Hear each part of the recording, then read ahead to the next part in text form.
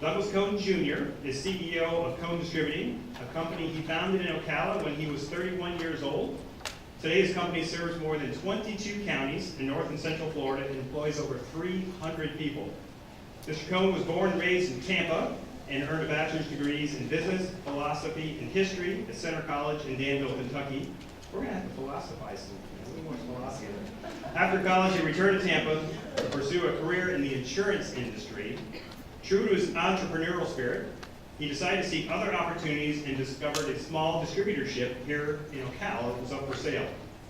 35 years later, he has transformed his company from survival mode to turnaround and then growth mode. He turned a $1.6 million business to a $100 million business that is thriving and growing daily. Mr. Cone is also Vice Chair of the Ocala Marion County Chamber and Economic Partnership, our local Economic Development Council, and has served 2 consecutive terms as chair, and another one coming. He's an active member of the beer industry of Florida, having served 13 consecutive terms as chair, 3 consecutive terms as chair of the Coors Distributor Council, chair to both state and regional National Beer Wholesalers Association, and chair of their national PAC in 2012. In 2016, Mr. Cone was honored as Ocala's most influential man by Florida Trend magazine. And in 2013, he was recognized with the coveted Miller's Coors Legends Award. To this date, he remains the youngest member to ever achieve this honor. Mr. Cone is a devoted family man, and he and his wife of 30 years have 3 children.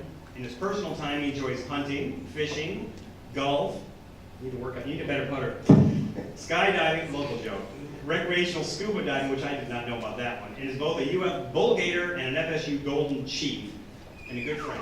Would you please give me a very warm welcome for Mr. Doug Cone. Come on up, Doug.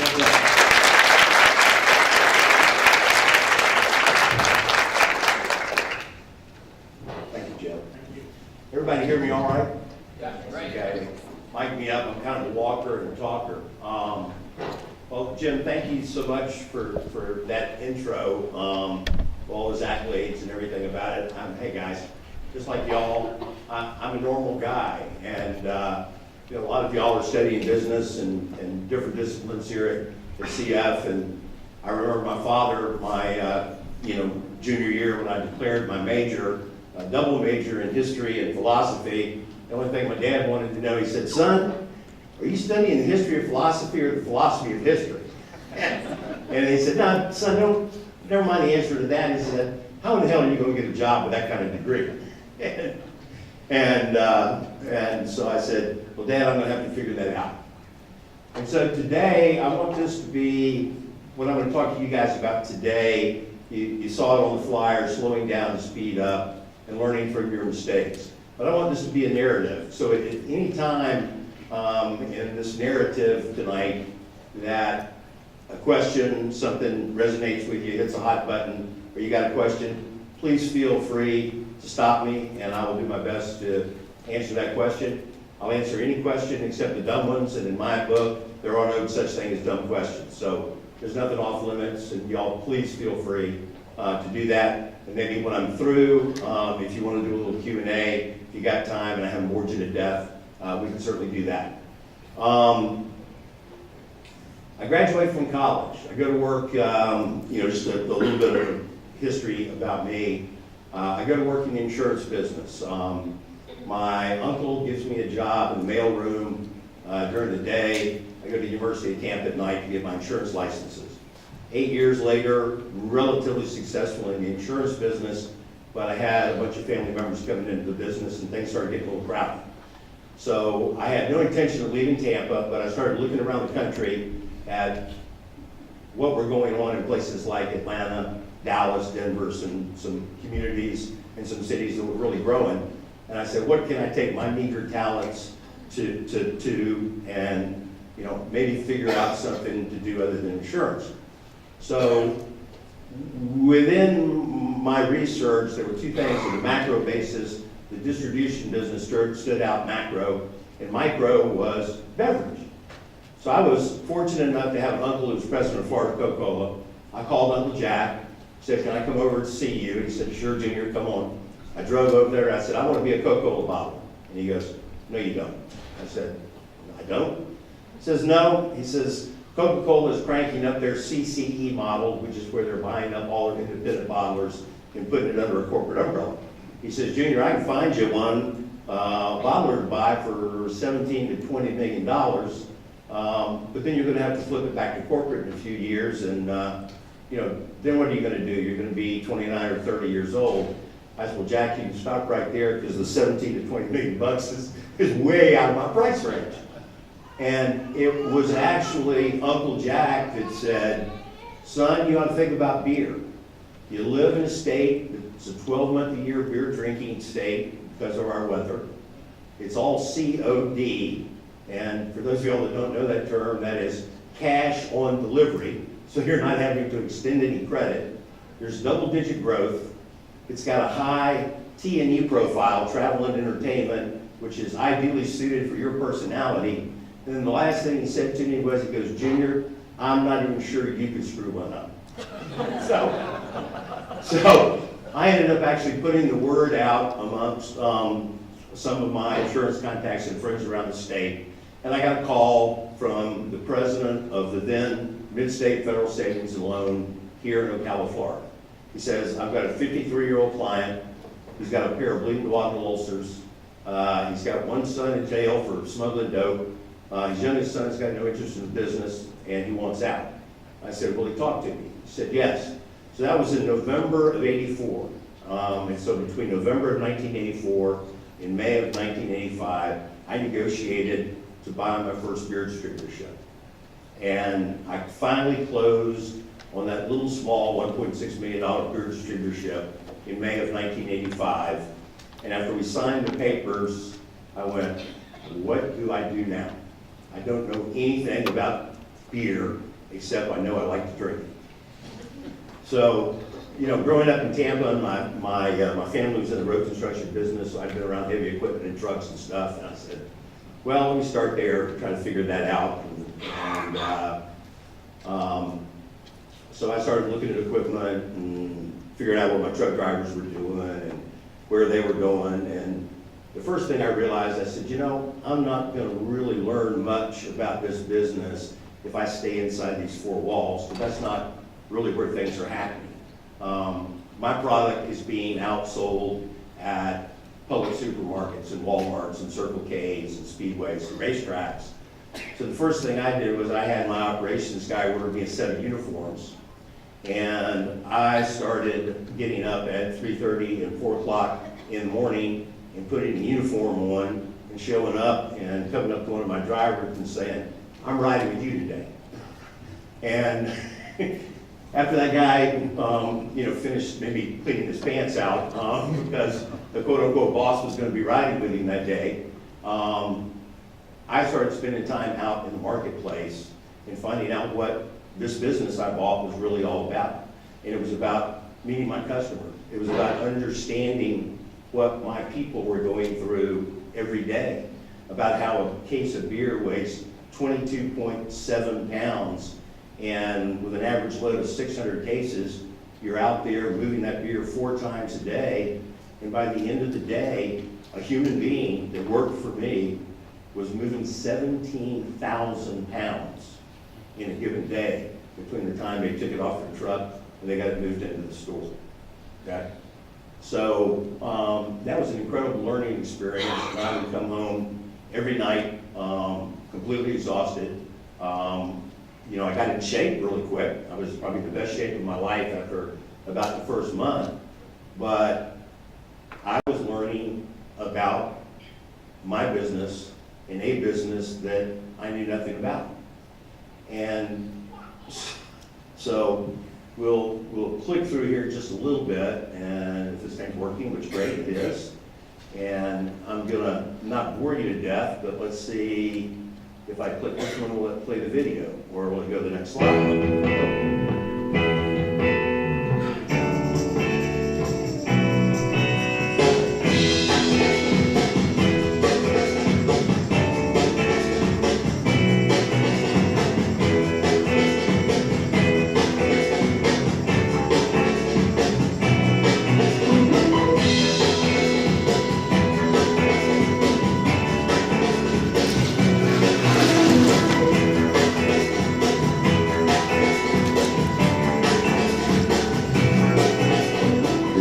about you, each and every one of you, because together we are Team Cone.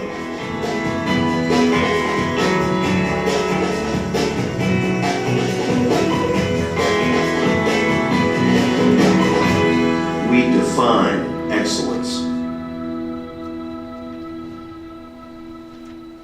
Now you see the Team Cone up there, and I want you to know, and I'm going to talk about it as we go on tonight, but that Team Cone is not just y'all have heard about team and about success, and we've got a basketball team here, and you know what it's like to play together as a team and win as a team, and and the old expression about there's no I in team, because there's not. It takes a team, it takes a village to build anything that's ever going to be successful, and it's working together to do that.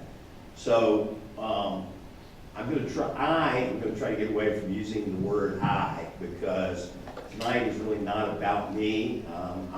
I am part of something that I'm very proud to say. You can tell the passion in me that it's got to be a lot bigger than me, but it's something that I'm so proud to be associated with, and how the genesis going from where we were in 1985 and the evolution where we are today in 2018, and the fact that it is my firm belief that the best years of Team Cone are still in front of them. So we'll look at a few things here, see if we can get, there we go. All right, come up. Let's see. There we go. Might be loading. Let me get it one more time and see what happens. Point back here, Doug, when you're pointing it, right this computer, if that helps. Okay. All right, they're coming up. They're just loading slow. You see up there core values, and maybe I've got to click it to get everyone to come up. Maybe so. How about that? Looks like that might be working. And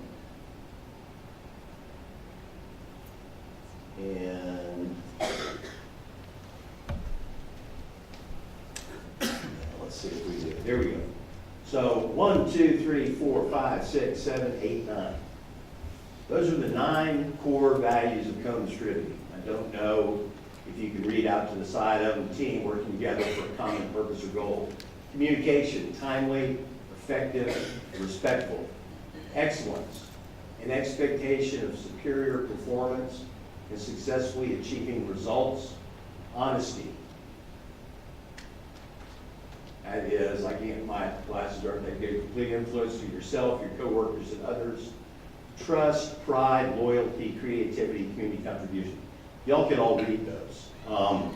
But what those were core values, and are the core values of Team Cone.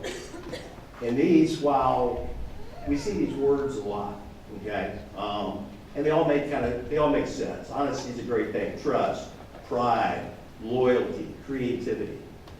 These were actually core values that were developed 8 years ago by our company, okay? There's 9 today, and those 9 will never, ever change. We may get to 10 one day, we may get to 11, but we'll never go back to 8, okay?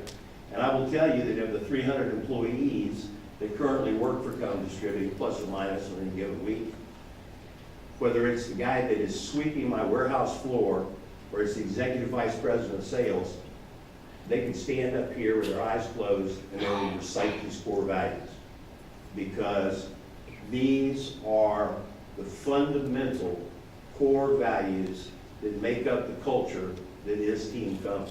And we'll talk about culture in a little bit too, and how absolutely important that is.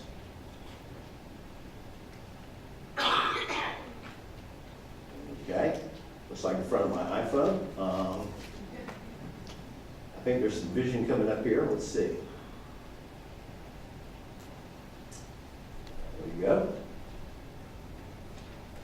All right, Team Cone's vision: creating and maintaining a world-class company. Sounds pretty easy. I can tell you that it's not. And I don't know that doing the right thing. Oh, there we go. The right way.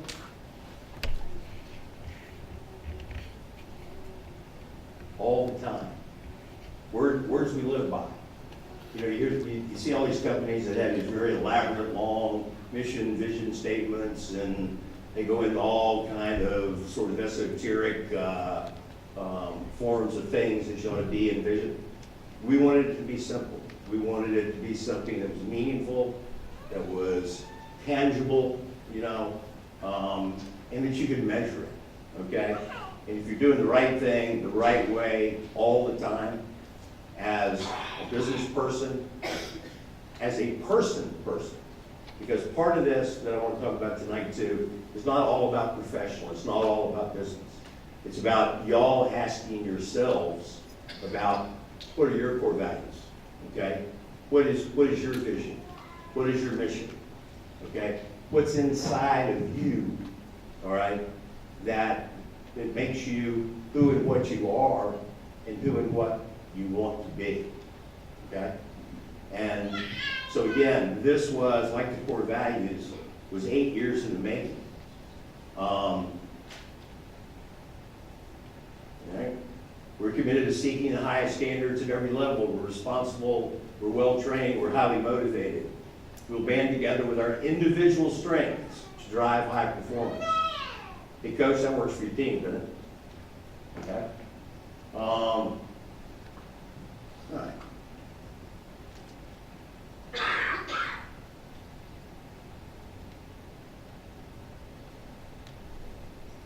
Overview of our 33 years of history. We're going to touch on some of this, and I got a couple of other stories I hope will resonate with you. Some company milestones. 1984, the vision begins. They said I was crazy, and I probably was. But 1985, purchased TM Happy Distributing Company that I alluded to earlier. We were just servicing the counties of Marion, Citrus, Sumter, and Hernando. 1986, we acquired the distribution rights for the Corona family of brands. Corona had just come into the state of Florida. It is now, some 30-something years later, the third largest brand I have in my house, doing over 2.3 million cases. Later on that year, we purchased St. John's Beverage Company up in Gainesville, Florida. In 1987, we purchased the Miller distributor in Ocala, Charlie LaPrade, the only first All-American from the University of Florida. For anybody here that's a Gator fan, will remember Charlie LaPrade. In 1988, we passed what's called the Florida Franchise Law. And in some of the distinctions I get over the 13 years that I served as chairman of the beer industry of Florida, I spent a lot of time, just like Dr. Hennessy does, we have to spend a lot of time in Tallahassee. Our business is, it's highly regulated and it's highly threatened. It may be coming from all sorts of places, Mad Mothers.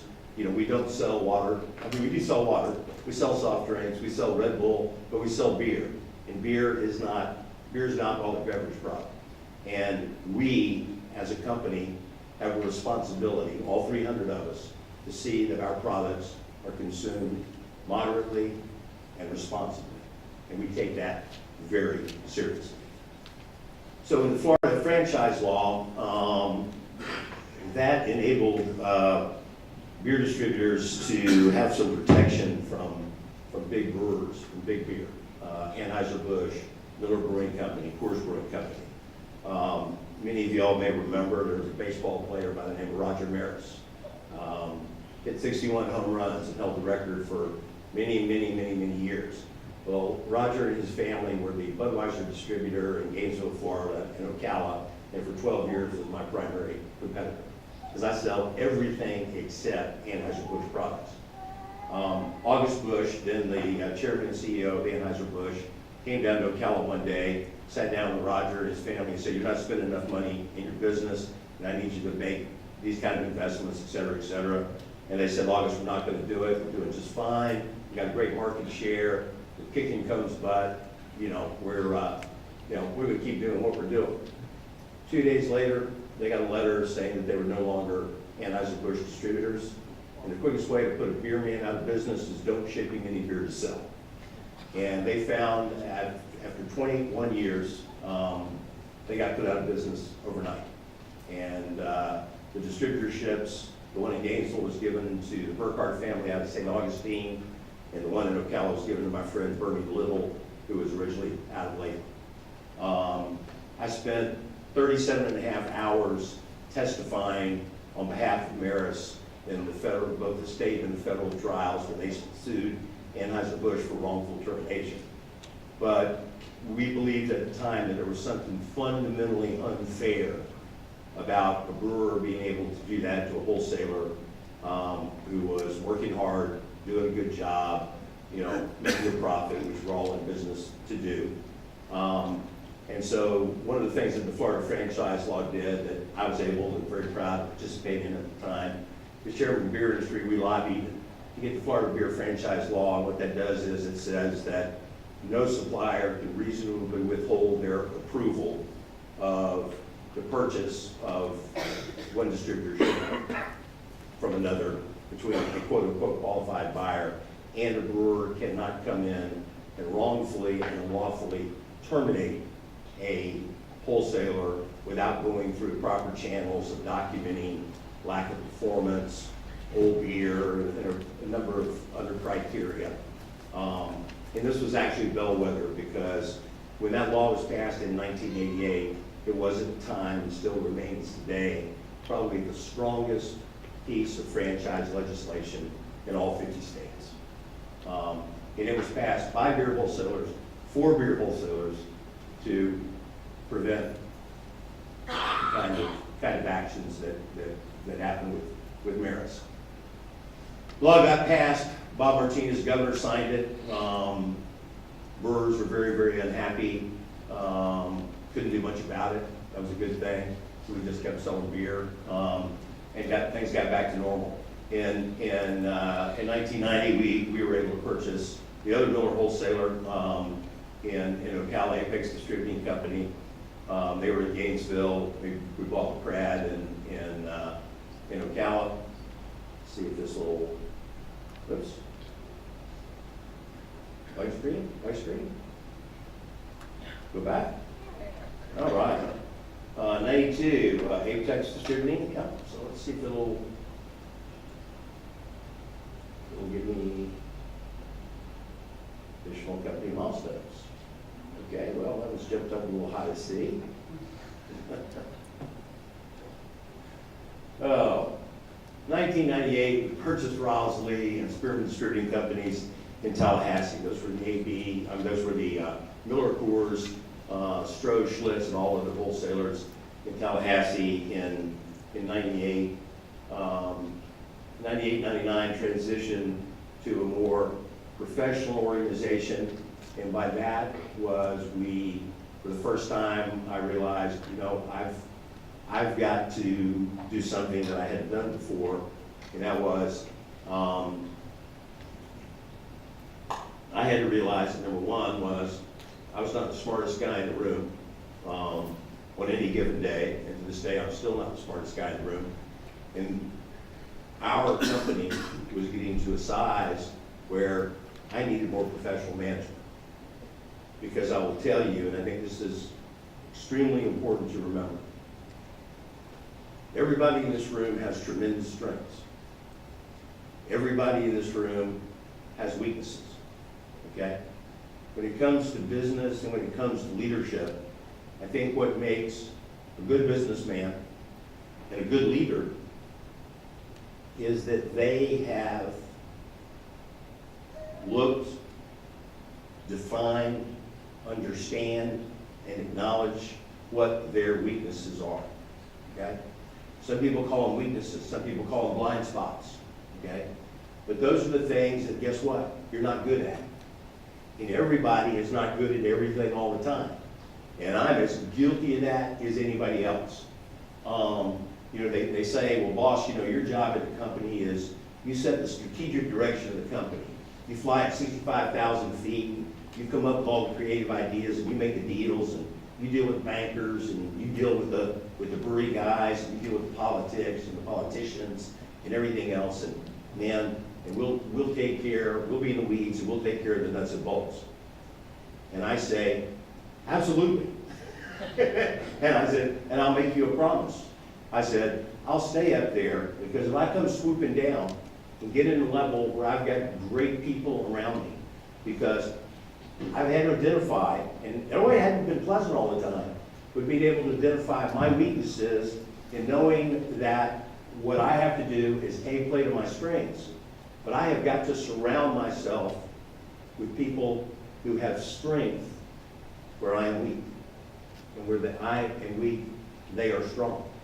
And so in '99 was when that transition started to take place, when I went out and I hired a CPA, who became my CFO. And I hired a executive vice president of sales who had 25 years of beer experience, okay? And we were not a small company anymore. We were becoming a bigger company that was becoming more complex and needed the kind of professional management to come in and start to really make this company take shape if we were going to take it to the next level. So I'm trying not to bore you guys. In 2000, we acquired the Mark Anthony brands. Most of y'all know that as Mike's Hard Lemonade. 2002, we acquired Red Bull. Huge for us. It was the first non-alcoholic product that we had ever taken on, and it meant we had to be in a different part of the store. We had to extend credit for the first time ever, because people like Publix and Walmart were not, it wasn't an alcoholic beverage product, so they weren't going to pay COD for it. And it forced us to really begin to look at, okay, we're not in the beer business anymore, we're in the beverage business. And you can't do it the way we've always done it, because that's not going to work. And it's not, our customers are not going to do it that way. And they're not going to accept the way we've always done it. So that was, again, a generator of change. It was a change agent with us taking Red Bull on. In 2003, we completed our geographic footprint of those 22 counties with having all of our products in all 22 counties. In 2003, we purchased Neil Tyler and put on 4 additional counties up in the Lake City market. In 2006, leadership team formation, managing the company as a whole versus the parts. I have 3 direct reports. I have a CFO, I have an executive vice president of sales, and I have an executive vice president of operations. 2006, almost 12 years ago, those 3 guys, myself included, so the 4 of us, were all running our parts of the company. Sales was running sales. Accounting was running admin, and accounting operations was running the warehouse and truck fleets, et cetera, et cetera. And things were going along pretty good. Sales were increasing, we were hiring people, things were getting better. Until one day, my CFO and my vice president of sales were walking down the hall, and I was standing in the corner of my office looking out at the hall, and I watched the 2 of them. These are the 2 guys that I just referred to earlier, who have been, they've both been with me now over 20 years, and are absolutely vital to the success of our company. But I watched those 2 guys walk by one another in the hall and turn and not speak. And I went, oh my God, I got a problem. And that's actually where slowing down, speed up came from, because I went, I can't believe here are 2 guys that I depend on day in and day out, and they don't like one another, and they're not talking to one another. And so I went, my God, what's going on? And so when I sat back and said, okay, let me take a look at, let me take the blinders off, let me look at the company. We had these 4 silos, okay? We had, me as executive, doing my thing. We had operations over here doing its thing. We had sales over here. We had, accounting and admin over here. And they had built these silos with 10-foot thick walls, and guess what? There was no communication going between the silos, and everybody was doing their own thing. And I went, this is not going to work. I mean, this will be the death of our company if this is the way we're going to continue to treat ourselves, especially from an executive management team. What is this? What kind of message is this sending to all of our other people? When I happened to see that day, but guess what? My people saw it every day too. And I went, wow, we've got to do something. I picked up the telephone. I called a dear friend of mine who used to be in the beer business and then went into the management consulting business. I said, Harry, I have got a real problem. And I told him, and he goes, well, what do you think you ought to do about it? I said, well, that's why I called you. And he said, Douglas, I think what you need to do is you need to carve out a week, and you need to fly to an off-site location, bring those 3 guys with you, I'll fly in, and he says, you got to be prepared to do something. You've got to be prepared to put these guys in a room and say, guess what? It stops here. We're starting over. We're starting fresh. Anybody that doesn't want to be on this team, you walk out the door and you keep going. And everybody is going to have to put themselves out on the line.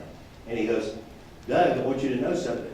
That means you're going to have to put yourself out on the line and be vulnerable. Everybody's got to be honest in that room. If Charlie doesn't like Wayne, Charlie's got to tell Wayne what he don't like about Wayne. Wayne's got to tell Charlie what he doesn't like about Charlie and why. And and so we spent 3 days in Keel Island up in South Carolina, locked up in a room with Harry as moderator. And I will tell you that at the end of that 3 days, I felt like I had been beaten with a baseball bat on every single part of my body. We were emotionally, mentally, and physically absolutely drained. And I watched, you guys saw me get a little cheered up, a little passionate. I mean, I watched my CFO, cry like a baby. I watched my vice president of sales get so mad that he got up and stormed out of the room, ultimately came back. That's what we absolutely did. We had to make ourselves 110% vulnerable to one another if we were going to have that honesty, that loyalty, if we were going to go towards those core values and be the kind of company that we wanted to be. And what we ended up doing at the end of that 3 days is, guess what? We all wanted the same thing. We absolutely wanted the same thing. We wanted to build a world-class company, okay? We wanted to have a core value. We wanted to have a culture that was second to none, that people wanted to come and not just have a job, but to be, to come to Cone as for a career. It's not just for a job. And it was about culture. And that, at the end of those 3 days, okay,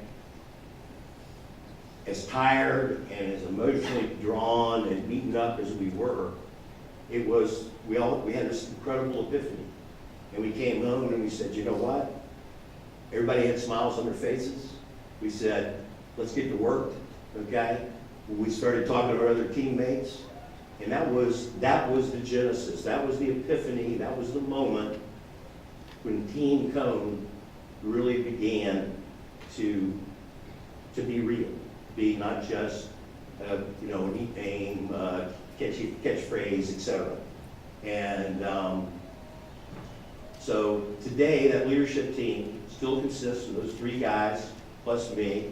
Coach knows one who's retired on me, and so we've got a new guy in place. But we run our company.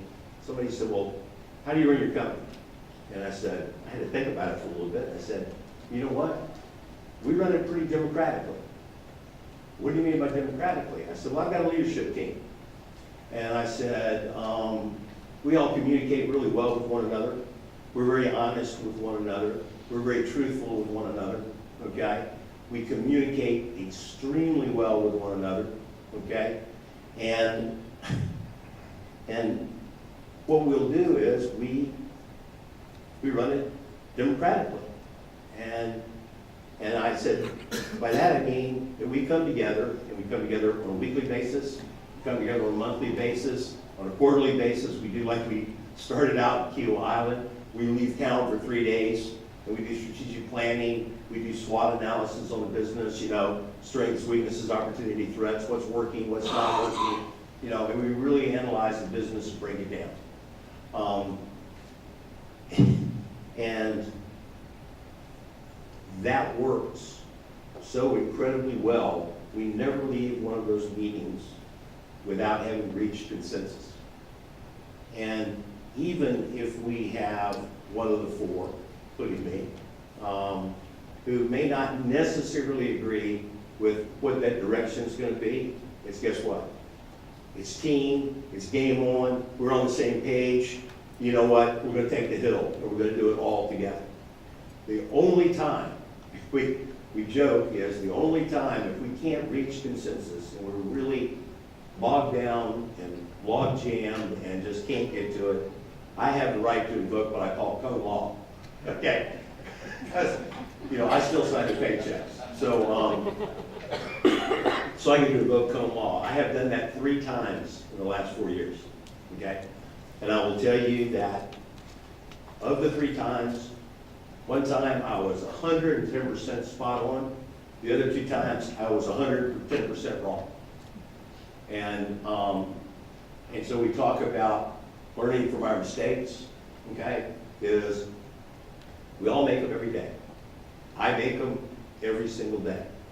But do we learn from them? Okay? Do we learn from them? Because I will tell you, I have learned more in my business career and in my personal life. I have learned more from the mistakes that I have made than from anything that I ever did right the first time. Okay? It has been, you know, my mistake-driven knowledge that has helped me be successful and has helped my company be successful. Okay? That means screwing up a whole bunch. Okay? And there's nothing wrong with it, but learning from it. What does it get us? What do we learn from it? What do we do next time? How do we do things differently? Can't tell you guys how important that is. Let's see what we get this. Team cone concept was implemented. Let's see if we'll.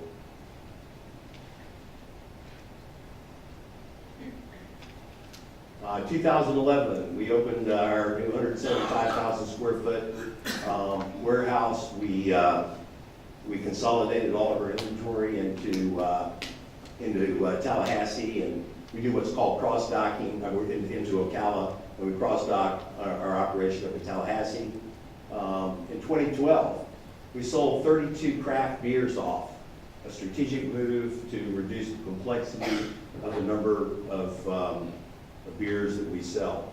Would anybody in this room like to guess how many brands of beer and soft drinks that we sell?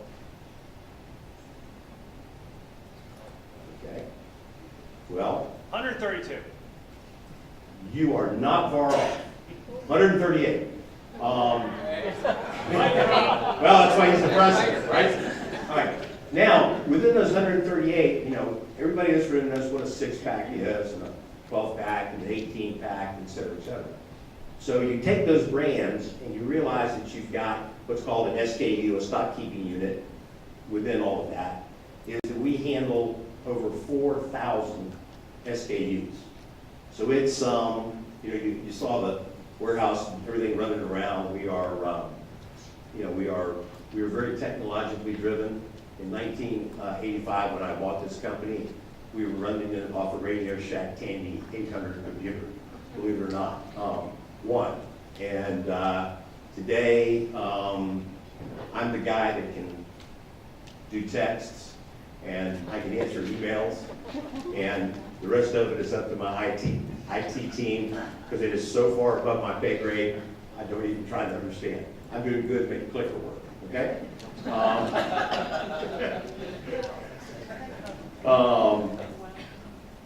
Okay, keep punching. All right. 2013, awarded the New Belgium brands and acquired Lagunitas brands. New Belgium, Fat Tire, many of y'all are familiar with. I was trying to get Fat Tire from 2006, Kim and Jeff Jordan, who were the founders of Fat Tire. I kept trying to tell Kim, you've got to come to Florida. Well, they're very green out there, as they are in Colorado and California when I just got back from it. Kim said, Doug, I don't want to burn the fossil fuel that it's going to take to bring my brands to Florida. I kept at her, and just to show you that perseverance does pay off, in 2013, we were the first New Belgium wholesaler appointed in the state of Florida, and Fat Tire came our way. 2013, we acquired the portfolio from the Dr. Pepper Snapple Group. This was another real game changer for us in that I talked about Red Bull being our sort of foray into the non-alcoholic side of the business. Well, this put us on steroids, okay? Because all of a sudden now, every brand you used to drink as a kid, or the good doctor and I used to drink as kids, we got them all, from RC Cola. The only thing we don't have is moon pies. But we've got, we've got all the Canada Dry brands and the Dr. Pepper brands and Sunkist and A&W Root Beer and on and on and on and on and on, and it's become almost now 20% of our total beverage volume. But what this kind of represents too is a decision that was made back in 2011, 2012, that we wanted to morph our business from being just a beer distributor into a total beverage distributor. There's an old adage that if the truck's going there anyway, why shouldn't you put everything on it that you can get? And there's a lot of truth in that. Of course, what you really want to put on it is something that's profitable, because that makes a big difference between something that's not. But so Dr. Pepper Snapple was absolutely huge for us. We implemented a new delivery service policy, and I'm not going to bore you with that, but that's how many times we go to Publix and how many times we go to Walmart. We were awarded last year by Publix. Every year they look at all of their DSD vendors, the people that deliver them product, Pepsi, Coca-Cola, Anheuser-Busch, Nord Coors, TG Lee Milk, et cetera, et cetera.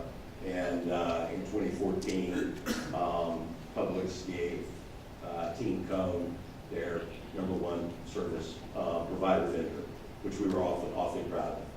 2017, we're getting close, guys. We launched the tap room, company website, and social media.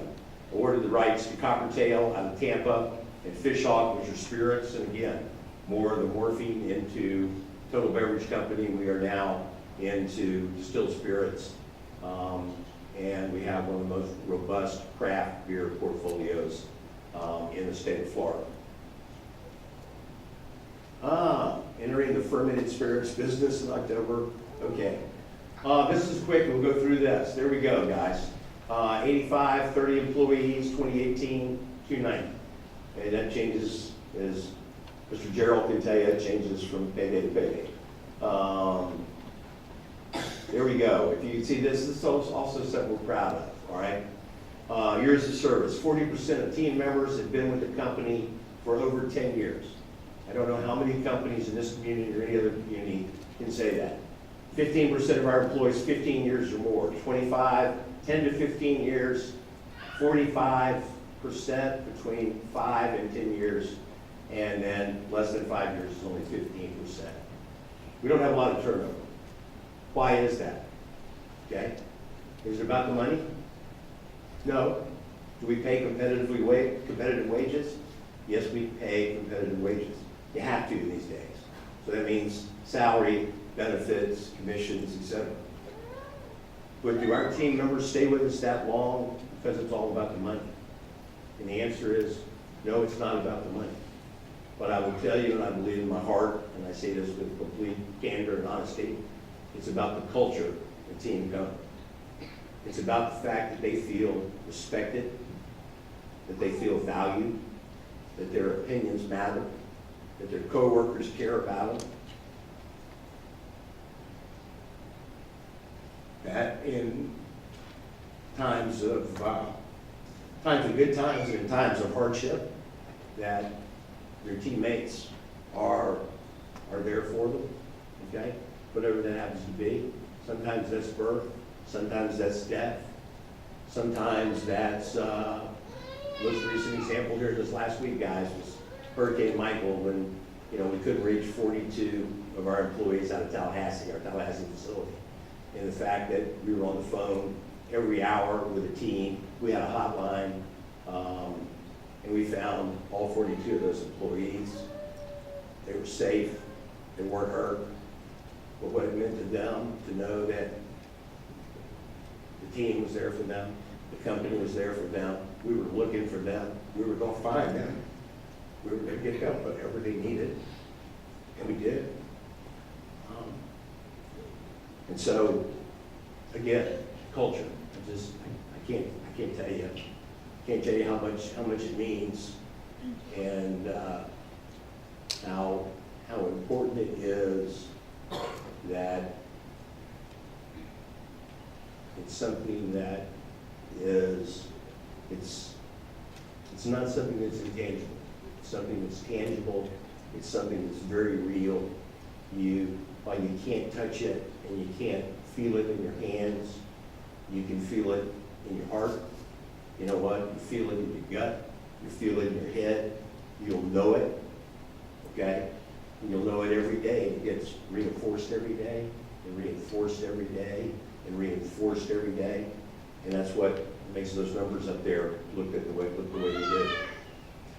Okay, a little growth. In 85, 5 years.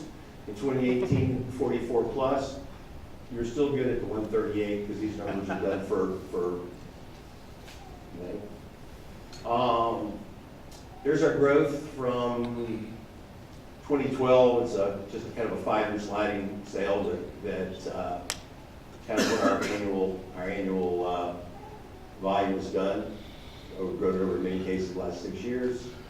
There's 50 SDTUs to 1,500, and if we go into that 1,500 is about 4,500. 50,000 square foot to a 260,000 square foot facility. There's our website, and we're very, very proud of it. Again, I'm not on Facebook, I'm not on Instagram, I'm not on Twitter.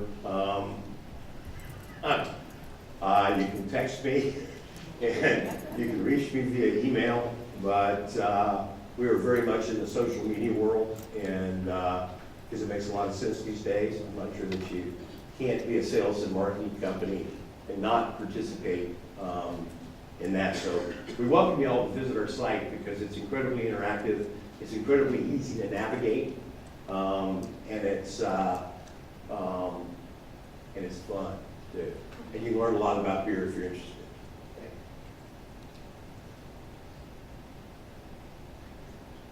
Good, so I think that's it. So that's it for that, and then I'm going to wrap it up because y'all have been very kind to actually kind of staying on time. I want to talk to y'all about a few things. We talked about culture and how important that is, okay? And I want you to know that, and I mean this with sincerity, it's not just said for the group, but, there's a bunch of young people in this room. So I'm speaking to some millennials, some millennial pluses. I think there's some Gen Xers out there. There's a couple of boomers, of which I'm one, but especially to you young people, I want to tell y'all that there's some of y'all in this room that 20 years from now will be exactly where I am, okay? Because I want you to know that all things are possible. I want you to know that the American dream is so very, very much alive. And we live in a country where it's called the American dream because I think the only place in the world it can be realized is in this country. And I want you all to know that if anybody ever tells you you can't do something, don't believe it. Don't believe it. Never, ever believe it, okay? I was told for years and years and years when I got this thing started, well, you can't do that. People joke now, if you want Doug Cohn to get something done, tell him you can't do it. Dr. Henningsen will tell you that. Tell me I can't do it. All that does is just fire me up. And so, please, believe in yourselves. Know that nothing is impossible. There's nothing that you guys can't do. There's nothing that you can't accomplish. But are you gonna have to work hard? Hell yes. You're gonna have to work hard every single day. Okay? You gotta be involved in your community. Okay? One of those core values, our last one, is giving back and caring to our communities. You need to be involved in things that are going in your communities. You know, we've got, I'm not gonna get political up here, you know, we've got some midterm elections coming up here in just a few days. Okay? I don't care if you're progressive, you're liberal, you're Democrat, you're a Republican, get out and vote. Please. Please get out and vote for the candidate of your choice. But, you know, and I'll end with this, and I'll be more than glad to take questions. Just remember something. Every one of y'all in this room, every one of y'all in this room are all winners, okay? And y'all will be able to decide how high's up. Y'all will be able to be the ones that are going to set your path, the journey you still got. And a lot of y'all are young, so you've got long roads to travel, but you got a lot of time to get there. And please remember, there is no ceiling. There is no ceiling. You can go as high as you want to fly, and there's nothing to keep you from doing it. Thank you.